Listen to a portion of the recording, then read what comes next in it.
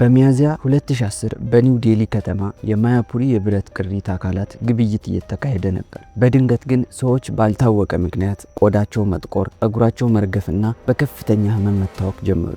በመሃል ከተማው ውስጥ አንድ ተራ የሚመስል የብረት ቁራጭ በቢሊዮን የሚቆጠሩ ሰዎችን ህይወት ሊያናጋ የሚችል የኒውክሌር ቦምብ ያህል አደገኛ ሆኖ ተገኘ። ከላቦራቶሪ ጠፍቶ የብረት አጣሪዎችና ነጋዴዎች እጅ የገባው ኮባልት የተባለ የሬዲዮ አክቲቭ ንጥረ ነገር በህንድ ታሪክ እጅግ አስከፊውን የጨረር አደጋ አስከተለ። ይህ ተራ ታሪክ አይደለም፣ በሰው ልጅ ስህተትና በአስከፊ መርዛማ ንጥረ ነገር መካከል የተደረገ አስፈሪ የሞት ሽረት ትግል እንጂ።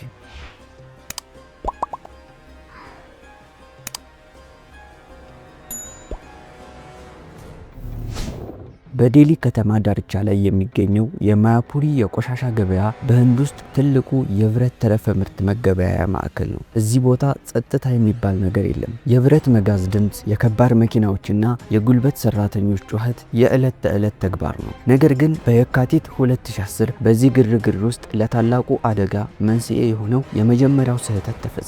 ታሪኩ የሚጀምረው በዴሊ ዩኒቨርሲቲ የኬሚስትሪ ላቦራቶሪ ለዓመታት ተዘግቶ በቆየ ክፍል ውስጥ ነው። እዚያ ውስጥ የጋማ ጨረር አመንጭ የሆነ ጋማ ሴል የተባለ ጥንታዊ የምርምር መሳሪያ ተቀምጦ ነበር። ይህ መሳሪያ በውስጡ እጅግ አደገኛ የሆነውን ኮባልት የተባለ ሬዲዮ አክቲቭ ንጥረ ነገር የያዘ ቢሆንም በዩኒቨርሲቲው በኩል እንደ ተራ የብረት ቁርጥራጭ ተቆጥሮ ለጨረታ ቀረበ። ሲንግ የተባለ የተረፈ ምርት ነጋዴ ይህንን የብረት ክምር በዝቅተኛ ዋጋ ገዝቶ ወደ ማያፑሪ ሱቅ አመጣው። ሲንግ ያሰበው ብረቱን ቆራርጦ በመሸጥ የሚገኘውን ትርፍ ብቻ ነበር። እናም በመሳሪያው ላይ የተለጠፉት የደህንነት ማስጠንቀቂያዎችና የጨረር ምልክቶች በቸልተኝነት ታለፉ። በመጋቢት መጨረሻ ላይም ሰራተኞች መሳሪያውን በከባድ መዶሻና በመጋዝ ማቆራረጥ ጀመሩ። በውስጡ ተቀብሮ የነበረውን ሊድ ለማውጣት ሲጥሩም ሳያውቁት ያንን አደገኛ ንጥረ ነገር ከሳጥን ውስጥ አወጡት። ትናንሽ የብረት እንክብሎችን የሚመስሉ 16 የኮባልት ቁርጥራጮች ወደ ውጭ ወጡ። ሰራተኞቹ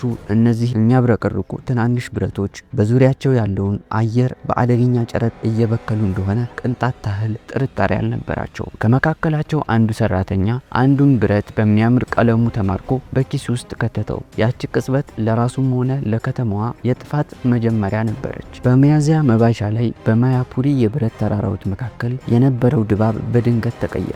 የብረት መጋዘኑ ባለቤት ሲንግ እና ሰራተኞቹ ቀደም ሲል ጤነኛና ብርቱ የነበሩ ቢሆንም አሁን ግን ሰውነታቸው እየተዳከመ መሆኑ በግልጽ ይታይ ነበር። መጀመሪያ ላይ ምልክቶቹ ቀላል ይመስሉ ነበር። ከባድ ራስ ምታት፣ ማቅለሽለሽና ከፍተኛ ድካም ይሰማቸው ነበር። ሆኖም ቀናት እያለፉ ሲሄዱ ሁኔታው ወደ አስፈሪ ደረጃ ተሸጋገረ። የሲንግ እጆች ባልታወቀ ምክንያት መጥቆርና መላላት ጀመሩ። ቆዳው ልክ በእሳት እንደተቃጠለ ሰው እየተገነጠለ ይወድቅ ነበር። ሰራተኞቹም በተመሳሳይ ሁኔታ እግራቸው በከፍተኛ ሁኔታ መርገፍ ጀመረ። ጥፍሮቻቸውም ወደ ጥቁርነት ተቀይረው ይረግፉ ነበር። በጣም የሚያስደነግጠው ግን ዲባክ የተባለው ሰራተኛ ሁኔታ ነበር። ዲባክ ያንን የሚያብረቀርቅ የብረት ቁራጭ ቆንጆ ነው ብሎ በኪሱ ውስጥ ለቀናት ይዞት ዞሯል። ጨረሩ በልብስ ውስጥ ዘልቆ ለመግባት በጭኑ ላይ ያለውን ስጋ በቀጥታ እየበላው ነበር። ዲባክ በከፍተኛ ህመም እየተሰቃየ ወደ ሆስፒታል ቢሄድም ሐኪሞቹ ያዩት ነገር ግን ግራ አጋባቸው።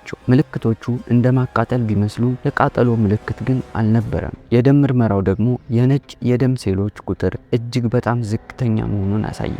ይህም ሰውነቱ በሽታን የመከላከል አቅሙ ሙሉ በሙሉ መውደሙን የሚያሳይ ነበር። ሐኪሞቹ መጀመሪያ ላይ የቆዳ ካንሰር ወይም ከባድ የኬሚካል መመረዝ ሳይሆን አይቀርም ብለው ጠረጠሩ። ነገር ግን በሽታው በማያፑሪ ገበያ ውስጥ ባሉ በርካታ ሰዎች ላይ በተመሳሳይ ጊዜ መከሰቱ አንድ ትልቅ ሚስጥር እንዳለ ጠቆመ። ታካሚዎቹ የብረት መጋዘኑን በድንገት ለቀው ወደ ቤታቸው ሲሄዱ ያንን አደገኛ ጨረር ሳያውቁት ይዘውት ሄዱ። በዚህም ጊዜ በማያፑሪ ሰማይ ላይ የሞት ጥላ እያጠላ ነበር። የታካሚዎቹ ቁጥር እየጨመረ ሲሄድ በዴሊ ከተማ የሚገኘው የኢንዲራ አፖሎ ሆስፒታል ሐኪሞች አንድ አስደንጋጭ ጥርጣሬ አደረባቸው። ይህ በሽታ ሳይሆን የጨረር አደጋ እንደሆነ ተገነዘቡ። በህንድ የኒውክሌር ደህንነት ተቆጣጣሪ ባለስልጣንም ወዲያውኑ ስልክ ተደወለላቸው። የዴሊ ከተማ ነዋሪዎች ሳያውቁት በሰላማዊ ሰፈር ውስጥ የኒውክሌር አደጋ ተከስቶ ነበር። በሆስፒታል ውስጥ የነበረው ድባብ ወደ ድንጋጤም ተቀየረ። የታካሚ የታካሚዎቹ የደም ሴሎች መመናመንና የቆዳቸው መበስበስ ለሐኪሞቹ አንድ ግልጽ መልእክት ሰጣቸው። ይህ ተራ በሽታ ሳይሆን የኒውክሌር ጨረር ውጤት ነበር። ሚያዝያ 7 ቀን 2010 የህንድ የኒውክሌር ኃይል ቁጥጥር ቦርድና የአቶሚክ ምርምር ማዕከል ሳይንቲስቶች በአስቸኳይ ወደ ማያፑሪ ተላኩ። ባለሙያዎቹ ገበያው ውስጥ ሲደርሱ ያዩት ነገር እጅግ አስፈሪ ነበር። በቢጫ መከላከያ ልብሶች የተሸፈኑ ሳይንቲስቶች የጨረር መለኪያ መሳሪያዎቻቸውን ሲያበሩ መሳሪያዎቹ ከፍተኛ ድምፅ በማውጣት መጮህ ጀመሩ። የጨረር መጠኑ ከሚፈቀደው በላይ በሺዎች ለሚቆጠሩ ጊዜያት ጨምሮ ነበር። ሳይንቲስቶቹም በማያፑሪ ጠባብ መንገዶች ውስጥ በዝምታ ፍለጋቸውን ቀጠሉ። እያንዳንዱ እርምጃቸው ወደ ሞት እንደሚቀርቡ ያውቁ ነበር። በመጨረሻም ፍለጋው ወደ ሲንግ የቆሻሻ መጋዘን መራቸው። እዚያም በቆሻሻ ክምር ውስጥ ተበታትነው የሚያገኙትን ትናንሽ የብረት እንክብሎች አገኟቸው። እነዚህ ጥቃቅን ብረቶች እያንዳንዳቸው በዙሪያቸው ያለውን ማንኛውንም ሕይወት ያለው ነገር ለማጥፋት የሚያስችል ኃይል ነበራቸው። ትልቁ ስጋት ግን ሌላ ነበር። እነዚህ ገዳይ ቁርጥራጮች ወደ ሌሎች አካባቢዎች ተሰራጭተው ይሆን የሚለው ነበር። ሰራተኞቹ ብረቶቹን ለሌሎች ነጋዴዎች ሸጠዋቸው ይሆናል የሚለው ጥያቄ የጸጥታ አካላቱን አሳሰበ። መላው የማያፑሪ ሰፈርም ታሸገ፣ መብራትም ተቋረጠ። ነዋሪዎችም ከአካባቢው እንዲለቁ ተደረገ። ሳይንቲስቶቹ ከባድ መከላከያዎችን የታጠቁ ሲሆን ሮቦቶችንና ረጅም እጅ ያላቸውን መቆጣጠሪያዎችን በመጠቀም እነዚያን የኮባልት እንክብሎች አንድ በአንድ መሰብሰብ ጀመሩ። በዚህ ጊዜ እያንዳንዱ ሰከንድ ወሳኝ ነበር፣ ምክንያቱም ሳይንቲስቶቹ ራሳቸው ለከፍተኛ ጨረር እየተጋለጡ ስለነበር ስራውን በፈረቃና በከፍተኛ ፍጥነት ማከናወን ነበረባቸው። በዚያች ምሽት የዴሊ ከተማ የጦር ቀጠና መሰለች።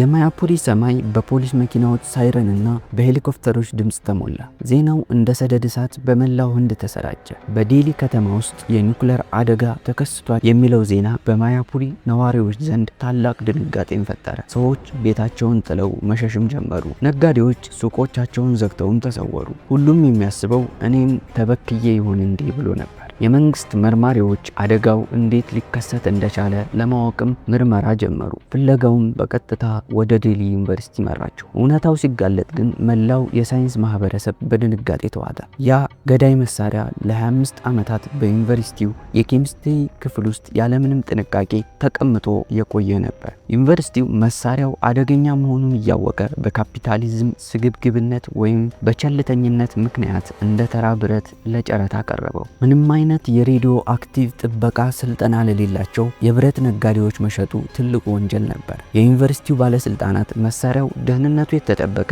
ይመስለን ነበር የሚል ደካማ ምክንያት ቢሰጡም በህዝቡ ዘንድ ግን ቁጣ እንቀሰቀሰ። በዚህ መሃልም የጸጥታ ኃይሎች በከተማዋ ውስጥ ሌላ ፍለጋ ጀመሩ። ምክንያቱም የተገኙት የኮባልት እንክብሎች ብዛት ከመሳሪያው ውስጥ መውጣት ከነበረበት ቁጥር ጋር አልተገጣጠመም። የጎደሉት ቁርጥራጮች የት አሉ የሚለው ጥያቄም ታላቅ ስጋት ፈጠረ። ምርመራው እንደሚያሳየውም አንዳንድ የብረት ነጋዴዎች ትናንሽ ብረቶችን ወደ ሌሎች የብረት ፋብሪካዎች ልከው ነበር። ይህም ማለት የሬዲዮ አክቲቭ ንጥረ ነገሩ ቀልጦ ወደ አዳዲስ የግንባታ መሳሪያዎች ተቀይሮ ወይም ወደ ህዝብ ቤት ሊገባ ይችላል ማለት ነው። በሌላ በኩል በሆስፒታሎች ውስጥ ችግሩ ትልቅ ነበር። የጨረሩ ተጠቂ የሆኑት ሰዎች ቁጥር ወደ 8 አደገ። ቆዳቸው እየበሰበሰ፣ ደማቸው እየቀዘቀዘና የሰውነት ክፍሎቻቸው መስራት እያቆሙ ነበር። የህክምና ባለሙያዎቹ የታካሚዎችን ህይወት ለማዳን ሌት ተቀን ቢለፉም ጨረሩ በሰውነታቸው ውስጥ የፈጠረው ጉዳት ግን ሊቀለበስ የማይችል ደረጃ ላይ ደርሶ ነበር። በሆስፒታሉ የጽኑ ህክምና ክፍል ውስጥ ያሉት የጨረር ሰለባ የሆኑት ሰዎች ሁኔታ ከቀን ወደ ቀን እየተባባሰም ሄደ። ጨረሩ በሰውነታቸው ውስጥ ያሉትን ህዋሳት ልክ እንደ እሳት እያቃጠላቸው ነበር። በተለይም ደም የሚያመርቱት የአጥንት መቅደሞች ሙሉ በሙሉ በመውደማቸው ሰውነታቸው አዲስ ደም ማምረት አቁሟል። ሚያዝያ 26 ቀን 2010 በማያፑሪ አደጋ የመጀመሪያው የሞት ዜና ተሰማ። የሲንግ ሰራተኛ የነበረው ራቼንድራ የተባለው ሰው ህይወቱ አለፈ። የራቼንድራ ሞት እጅግ አሰቃቂ ነበር። የውስጡ አካላት በጨረር ምክንያት እየፈራረሱ በመምጣታቸውና በከፍተኛ የደም መፍሰስ ምክንያት ሊተርፍ አልቻለም። ይህ ዜናም መላውን ከተማ አስደነገጠ። ቀሪዎቹ ታካሚዎችም በከፍተኛ ስቃይ ውስጥ ነበሩ። የቆዳቸው መላላት እስከ ስጋቸው ድረስ ዘልቆ ነበር። ሐኪሞቹ የደም ንቅለ ተከላና የተለያዩ መድኃኒቶችን ቢጠቀሙ የኮባልት ጨረር የሰው ልጅ ዲኤንኤ የመሰባበር ኃይል ስላለው ሕክምናው ውጤት ሊያመጣ አልቻለም። የታካሚዎቹ ቤተሰቦች በሆስፒታሉ ኮሪደር ላይ ሆነው የሚወዷቸውን ሰዎች በአይናቸው ፊት ሲበሰብሱ ከማየት ውጭ ምንም ማድረግ አልቻሉም። በዚህ መሃል የህንድ መንግስት በዓለም አቀፍ ደረጃ ከፍተኛ ትችት ይዘንብበት ጀመር። ጀመረ። አንድ ታዋቂ ዩኒቨርሲቲ እንዴት እንዲህ ያለ አደገኛ ንጥረ ነገር በቸልተኝነት ለብረት ነጋዴዎች ይሰጣል የሚለው ጥያቄ የዓለም አቀፉን የአቶሚክ ኢነርጂ ኤጀንሲ ትኩረት ሳበ። ማያፑሪ ግን አሁንም እንደታሸገች ነበር። ሳይንቲስቶቹ ተጨማሪ የጨረር ምንጮችን ለማግኘት በቆሻሻ ክምር ውስጥ የሚያደርጉትን ፍለጋ ቀጥለዋል። እያንዳንዱ የተገኘ የእንክብል ቁርጥራጭ እንደ ትልቅ ድል ይቆጠር ነበር። ምክንያቱም አንዲት ቁርጥራጭ ብረት እንኳን ብትጠፋ ወደፊት በሌላ አካባቢ ሌላ አደጋ ማድረሷ የማይቀር ስለነበር ነው። የዴሊ ከተማ ነዋሪዎችም ያ ተራራ የሚያክለው የቆሻሻ ክምር ውስጥ ምን ተቀብሮ ይሆን ብለው መጠራጠርን ጀመሩ። የከተማዋ ሰላምም በጥርጣሬና በፍርሃት ተቀየረ። አደጋው በቁጥጥር ስር መዋሉ ቢታወቅም ለማያፑሪ ነጋዴዎችና ለተጎጂ ቤተሰቦች እውነተኛው ስቃይ ገና መጀመሩ ነበር። የህንድ መንግስትና የኒውክሌር ባለስልጣናት በአንድ በኩል አካባቢውን ከብክለት ለማጽዳት ሲታገሉ፣ በሌላ በኩል ደግሞ የህግ ተጠያቂነት ጥያቄው አይሎ መጣ። ምርመራው የዴሊ ዩኒቨርሲቲን የኬሚስትሪ ክፍል ፕሮፌሰሮች በቀጥታ ተጠያቂ አደረገ። ለዓመታት ያለምንም ጥንቃቄ የተቀመጠውን መሳሪያ ለጨረታ ያቀረቡት 6 ፕሮፌሰሮች ክስ ተመሰረተባቸው። ይህ ክስተት በህንድ የከፍተኛ ትምህርት ታሪክ ውስጥ ትልቅ ጥቁር ነጥብ ጥሎ አለፈ። ሆኖም ለተጎጂዎቹ ፍትህ ማለት የታሰሩ ሰዎች ቁጥር ሳይሆን ጤናቸውና የጠፋው ህይወታቸው ነበር። በህይወት የተረፉት ተጠቂዎች ሁኔታ ግን ልብ ሰባሪ ነበር። ከሆስፒታል የወጡት ተጎጂዎች ወደ ማያፑሪ ሲመለሱ የቀድሞ ጥንካሬያቸው አልነበረም። የሲንግ እጆች ለዘላቂ ጉዳት ተዳርገው ነበር። ቆዳው ጠባሳውን መሸከም አልቻለም። ከሁሉም በላይ ግን ጎረቤቶቻቸውና ሌሎች ነጋዴዎች በሽታውን ያጋባሉ ብለው በመፍራት ይሸሿቸው ጀመር። ጨረሩ ሰውነታቸውን ብቻ ሳይሆን ማህበራዊ ህይወታቸውንም በክሎት ነበር። የአካባቢ ጥበቃ ባለሙያዎች በማያፑሪ አፈርና ውሃ ውስጥ የጨረር ቅሪት መኖሩን ለማረጋገጥ ጥናት አደረጉ። ምንም እንኳን ባለስልጣናቱ አካባቢው አሁን ደህንነቱ የተጠበቀ ነው ቢሉም በነዋሪዎች ዘንድ ያለው ጥርጣሬ ግን ሊቀረፍ አልቻለም። በእነዚያ የቆሻሻ መጋዘኖች ውስጥ የሚሰሩ ሰራተኞች አሁንም ያለምንም መከላከያ ልብስ ብረት መቁረጣቸውን ቀጠሉ።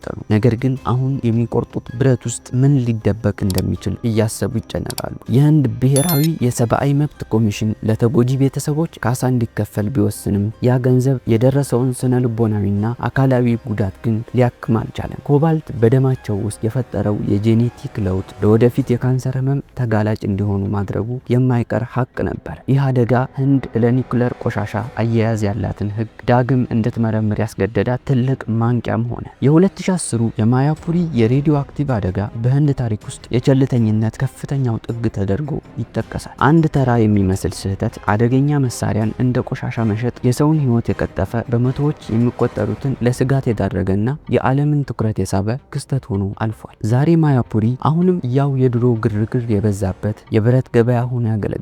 የብረት መጋዝ ድምፅና የጭነት መኪናዎች ጫጫታ አሁንም አልቆመም። ሆኖም ከአደጋው በኋላ አንዳንድ ነገሮች ተለውጠዋል። የህንድ መንግስት የሬዲዮ አክቲቭ ቁሶችን አያያዝና አወጋገድ በተመለከተ ጥብቅ ደንቦችን አውጥቷል። በማያፑሪ አደጋ ወቅት የጠፉት አንዳንድ የኮባልት እንክብሎች የት እንደደረሱ እስከ ዛሬ ድረስ በእርግጠኝነት አይታወቅም። ምናልባትም በሌላ የብረት ክምር ውስጥ ተቀብረው ወይም ለሌላ አገልግሎት ውለው ሊሆን ይችላል የሚለው ስጋት በሳይንቲስቶች ዘንድ አሁንም አለ። ውድ የቻናሌ ተከታታዮች የዛሬው ታሪካችን ይህንን ይመስል ነበር። በቀጣይ ደግሞ ይህን የመሰሉና እውነተኛ የተረጋገጡ የወንጀል ታሪኮችን ከነማስረጃቸው አቀርብላችኋለሁ። አስተያየታችሁን የኮሜንት ቦታ ላይ አስቀምጡልኝ። ቪዲዮውን ከወደዳችሁት ላይክ እና ሼር ማድረጋችሁን እንዳረሱ። ለቻናሉ አዲስ ከሆናችሁ ደግሞ ሰብስክራይብ በማድረግ ቤተሰብ መሆን ትችላላችሁ።